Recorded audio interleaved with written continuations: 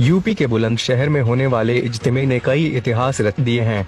ये अब तक का दुनिया का सबसे बड़ा इज्तिमा माना जा रहा है, जिसमें 2 करोड़ से भी अधिक मुसलमानों ने हिस्सा लिया। इस्लाम के प्रचार प्रसार के लिए आयोजित किए गए इस कार्यक्रम में देश भर के बड़े बड़े उलेमा शामिल हुए।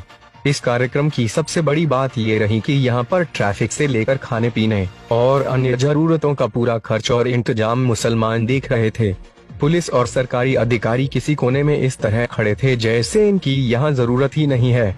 बुलंदशहर और आसपास के हिंदुओं की माने तो उन्होंने इतनी बड़ी तादाद में लोग कभी नहीं देखे, और जिस तरह से मुसलमानों ने इस कार्यक्रम का सफलतापूर्वक आयोजन किया वो अपने आप में बड़ी बात है। बुलंदशहर में आने वाले लोगों की संख्या इतनी थी कि यहाँ पर मोबाइल नेटवर्क ने काम